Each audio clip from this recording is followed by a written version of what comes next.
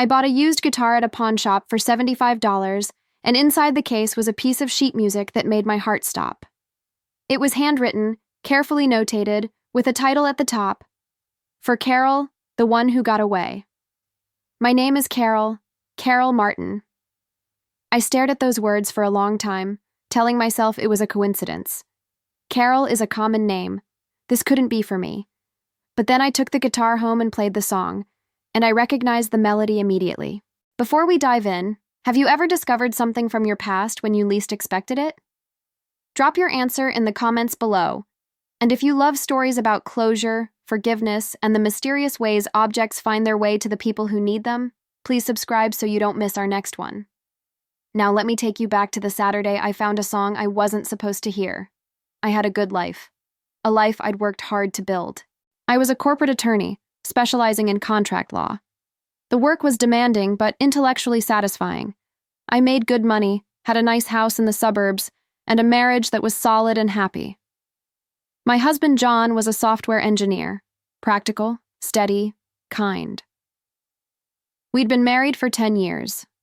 No kids yet, though we talked about it sometimes in that vague way people do when they're not quite ready to commit to the chaos of parenthood. Our life together was comfortable. We had routines. Friday night dinners at our favorite Thai restaurant, Sunday morning walks around the lake, weeknight evenings where we'd cook together and talk about our days.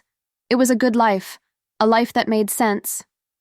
But there was something I'd never told John, not because I was hiding it exactly, but because it felt like ancient history that didn't matter anymore.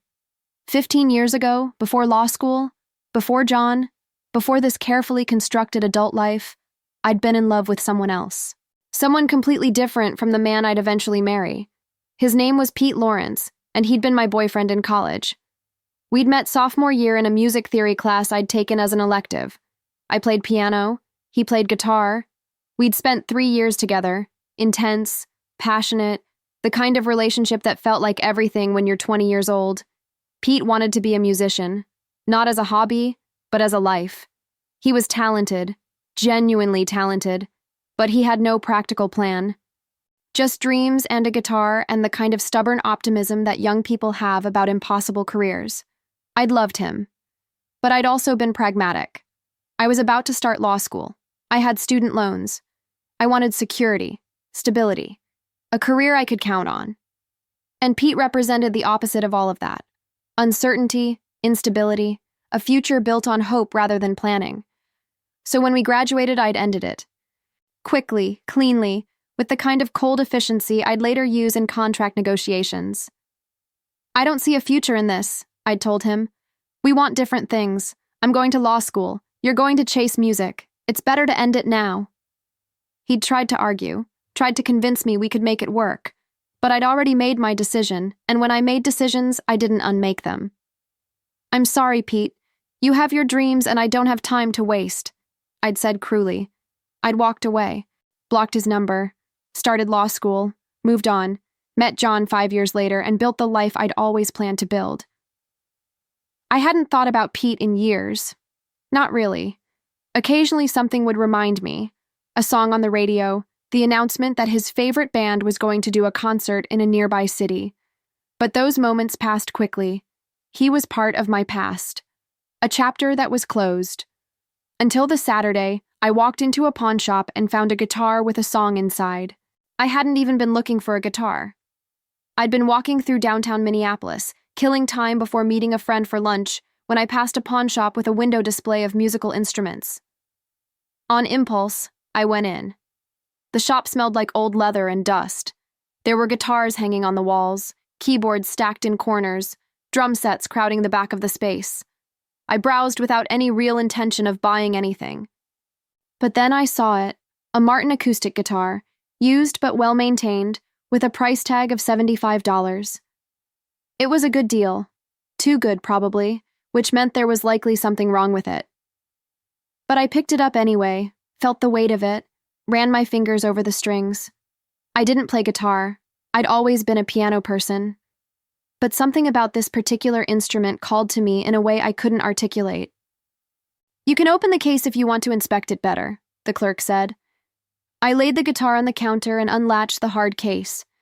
The interior was lined with faded purple velvet, and tucked into the pocket where sheet music would go was a single piece of paper, folded carefully. I pulled it out. It was sheet music, handwritten in careful notation. At the top, in the same precise handwriting, was a title: For Carol, the one who got away. My breath caught. I stared at the words, my heart pounding. Carol, my name. But Carol was common. This couldn't be. I looked at the music itself. It was written for guitar, with chord progressions and a melodic line notated above. No lyrics, just music. Did someone leave this in here? I asked the clerk. He looked at the paper. Must have. We don't always check the cases super thoroughly. You want the guitar? I should have said no. I should have put it back and walked away. But instead, I heard myself say, Yes, I'll take it. I paid cash, carried the guitar out of the shop, and went straight home instead of meeting my friend. I texted her an excuse about not feeling well. At home, I sat on the couch with the guitar in my lap and the sheet music spread out on the coffee table.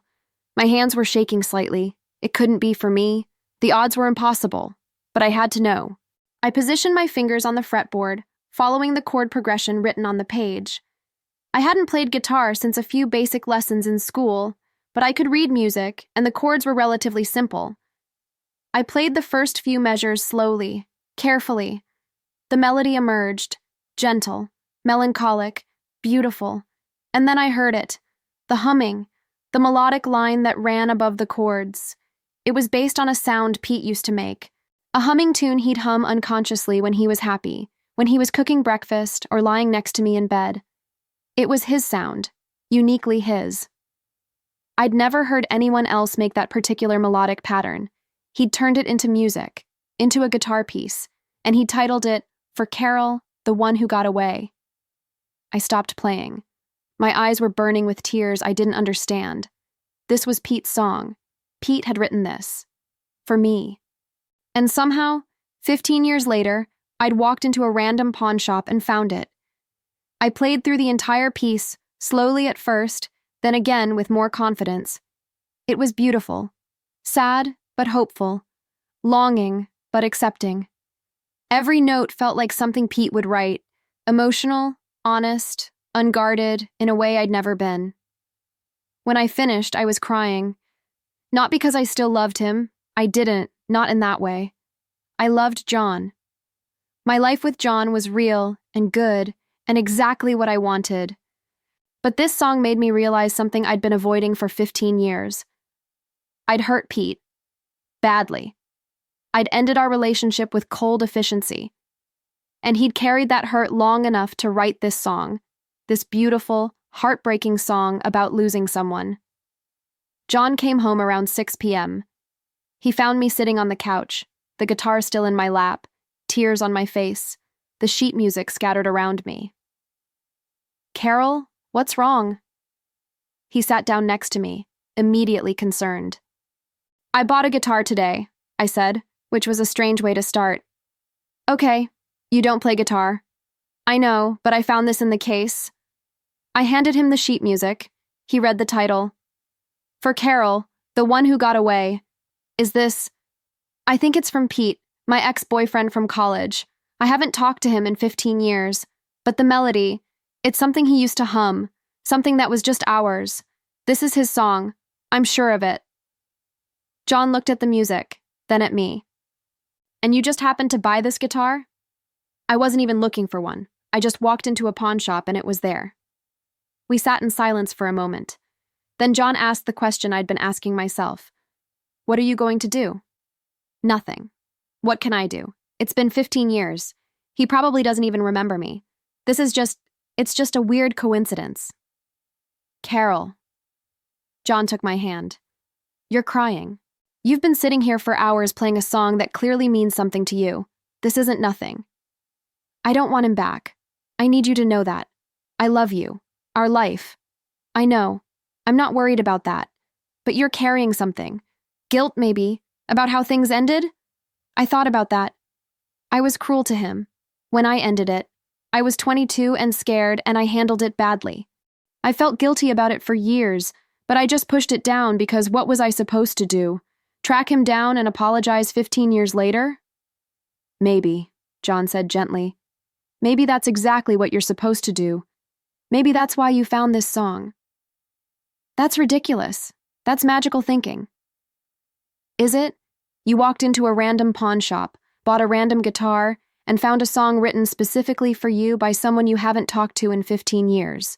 If that's not the universe giving you a sign, I don't know what is. I looked at my husband, this good, steady man who I'd chosen precisely because he was the opposite of the chaotic passion I'd had with Pete. And he was telling me to reach out to my ex-boyfriend. You really think I should contact him? I think you should stop carrying guilt that's been weighing on you for 15 years. I think you should get closure. And I think this song finding its way to you is as good an excuse as any to do that. What if it makes things weird between us? Why would it make things weird? I'm secure enough in our marriage to not feel threatened by you apologizing to an ex-boyfriend from over a decade ago. You're a good person, Carol. Good people make amends when they've hurt someone.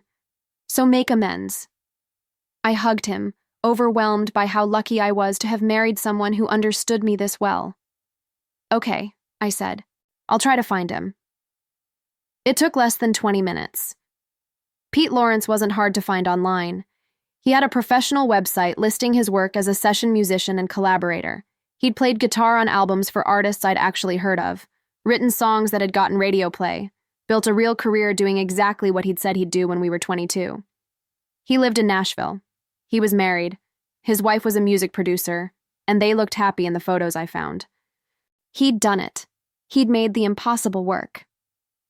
I found his email through his professional contact page. I wrote and deleted 5 different messages before settling on something simple. Hi, Pete. This is Carol Martin. I don't know if you remember me. We dated in college at U of M, graduated in 2009. I know this is completely random and it's been 15 years, but something happened today that I need to tell you about. I bought a used guitar at a pawn shop in Minneapolis. Inside the case was a piece of sheet music titled, "For Carol, the One Who Got Away." I played it. I recognized the melody. It's based on that humming sound you used to make. Your sound. I think you wrote this, for me. And somehow it found its way back. I don't know what to say except, I'm sorry, for how I ended things, for not being kinder, for not giving you the closure you deserved. If you're willing, I'd like to talk, to finally say the things I should have said 15 years ago.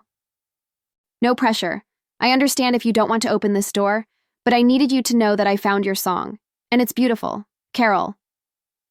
I sent it before I could overthink it. Then I closed my laptop and tried not to obsess over whether he'd respond. He responded 3 hours later. Carol, I cannot believe you found that guitar. I wrote that song 10 years ago, on the day I found out you'd gotten married. A friend from college mentioned it, and something about knowing you'd moved on completely just broke something loose in me. I wrote the song in one sitting, all the things I'd never said, all the closure I'd never gotten, transformed into music. I kept the guitar for years. But when I got married last year, I decided it was time to let go of the past, so I sold it to a pawn shop in Nashville. Except apparently the universe had other plans, because somehow it ended up in Minneapolis, and somehow you found it. I'm not in Nashville right now. I'm actually in Minneapolis, visiting my parents for the week. If you want to meet for coffee, I'd like that. I think we both deserve some closure. Pete. I read the email 3 times. He'd written the song the day I got married, 10 years ago, and he'd been carrying that hurt all this time, until he'd finally been able to let it go. And now, the very week he happened to be in Minneapolis for the first time in years, I'd found his song and contacted him. If that wasn't synchronicity, I didn't know what was. We agreed to meet the next afternoon at a cafe near downtown. I told John where I was going. He kissed me and said, "Go get your closure. I'll be here when you get back." I arrived at the cafe 10 minutes early, nervous in a way I hadn't been since I was 22 years old. I ordered coffee and sat at a table by the window, watching people pass by, wondering if I'd even recognize Pete after 15 years. But when he walked in, I knew him immediately. He was older, we both were, with lines around his eyes and gray starting at his temples. But he had the same easy way of moving, the same slightly crooked smile, the same presence that had drawn me to him in that music theory class a lifetime ago. He saw me and walked over. We stood there for a moment, not sure how to greet each other. Then he held out his hand and I shook it, and we both laughed at the awkwardness of it. "Hi," he said. "Hi." He got coffee and sat down across from me. We looked at each other, and I saw in his eyes the same strange mix of familiarity and distance I was feeling. We'd known each other completely once. Now we were strangers. "So," Pete said, "you found my song." "I found your song in a pawn shop in Minneapolis, even though you sold it in Nashville.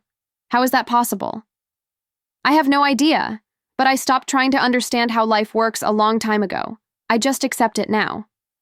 "The melody, it's the humming sound you used to make. I recognized it immediately. That sound was always yours. Even after you left, I couldn't hear it in my head without thinking of you. So when I finally wrote the song, I built it around that. It felt right." "Pete, I need to apologize for how I ended things. I was cold and cruel, and you didn't deserve that. You deserved honesty and kindness, and I didn't give you either." He was quiet for a moment. "You hurt me. A lot. For a long time, I couldn't understand what I'd done wrong, why I hadn't been enough." "You didn't do anything wrong. I was scared. You wanted to chase this dream that seemed impossible, and I wanted security. And instead of being honest about my fear, I just cut you off. I convinced myself I was being practical, but really, I was just being a coward. I get it now. I didn't then, but I do now. We were 22. We wanted different things. And you weren't wrong. My path was risky. It could have gone nowhere. I could have ended up broke and bitter. But you didn't. You did it. You made it work." Pete smiled. "I got lucky, and I worked really hard. And yeah, I made it work, but it took years, and there were times I almost gave up. If you'd stayed with me, you would have had to live through all of that uncertainty. Maybe you made the right call. Maybe we both did, but I still wish I'd been kinder about it." "Me too. Not that you should have been kinder, that I could have let go sooner. I held on to you for way too long. That song I wrote, that was 5 years after you left. 5 years of carrying something that was already over. That's on me, not you. You wrote it the day I got married." "Yeah. That was the day I finally had to accept that you'd moved on completely, that there was no chance, no lingering hope. And once I accepted that, I could finally let it go. The song was my goodbye. And now I found it. And now you found it. 10 years later, the week I happened to be visiting my parents for the first time in 2 years, you walk into a pawn shop and find a guitar with my song inside. That's the weirdest coincidence." We talked for 2 hours.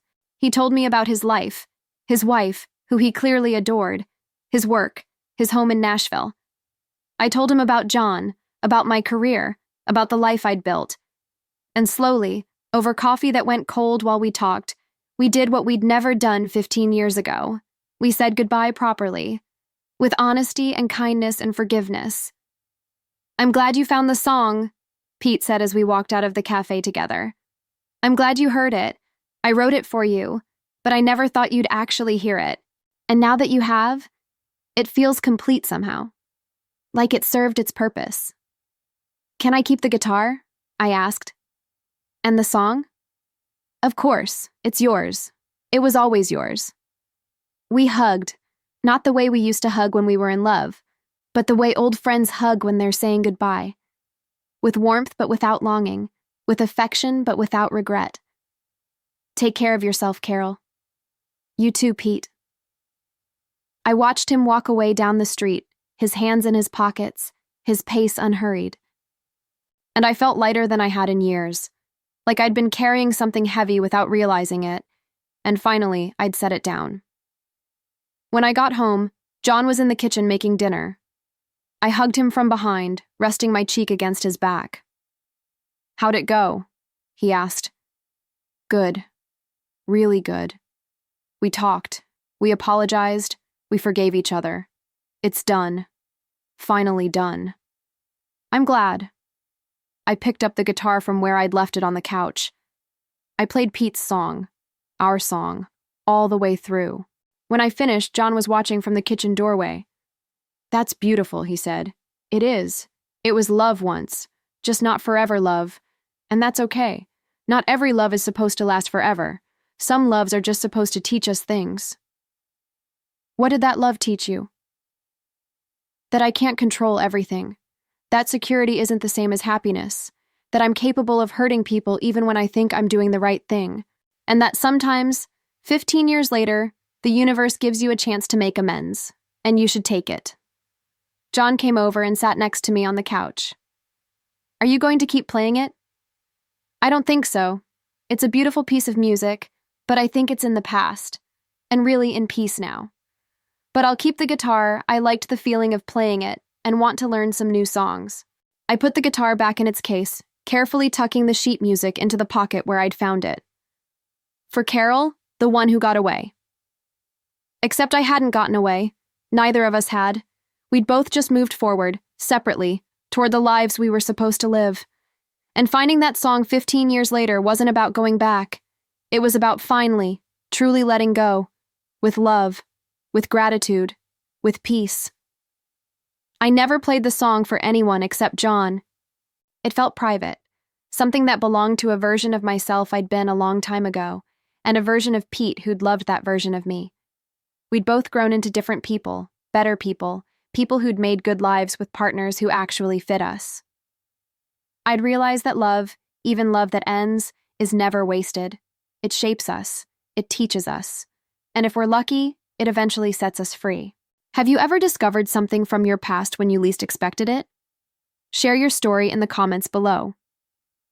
If this story about closure, forgiveness, and the mysterious ways objects find their way to the people who need them touched your heart, please hit that like button and subscribe for more meaningful stories every day. Don't forget to click the notification bell so you never miss our next thought-provoking tale. Thanks for watching, and we'll see you in the next one.